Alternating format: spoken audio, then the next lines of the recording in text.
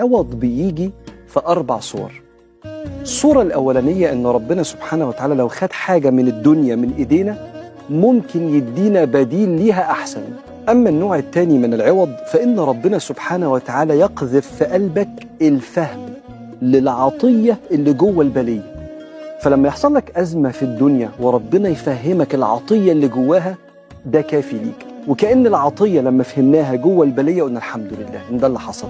فكان العوض هو الفهم. أما النوع الثالث من العوض هو أن ربنا سبحانه وتعالى وإن أبقى المشكلة يخففها من على كتافك بإعطائك نعم تانية أو انشغالات تانية، أو يقذف في قلبك الزهد تجاه حل المشكلة دي، وكأن قذف في القلب معنى كان هو العوض رغم بقاء المشكلة، خلى المشكلة خفيفة عن الكتاف أوي.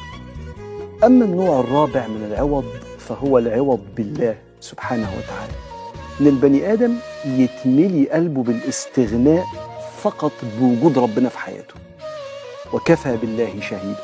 شهيدا يعني حاضر.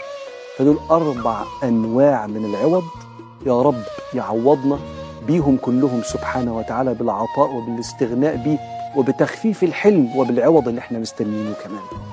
عوض بيجي في 4 صور. الصورة الأولانية إن ربنا سبحانه وتعالى لو خد حاجة من الدنيا من إيدينا ممكن يدينا بديل ليها أحسن. أما النوع الثاني من العوض فإن ربنا سبحانه وتعالى يقذف في قلبك الفهم للعطية اللي جوه البلية. فلما يحصل لك أزمة في الدنيا وربنا يفهمك العطية اللي جواها ده كافي ليك، وكأن العطية لما فهمناها جوه البلية قلنا الحمد لله إن ده اللي حصل. فكان العوض هو الفهم.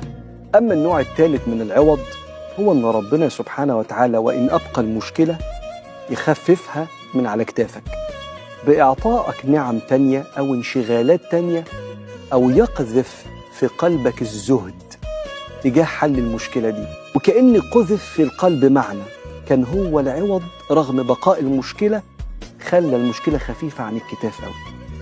أما النوع الرابع من العوض فهو العوض بالله سبحانه وتعالى، إن البني آدم يتملي قلبه بالاستغناء فقط بوجود ربنا في حياته، وكفى بالله شهيدا. شهيدا يعني حاضر. فدول 4 أنواع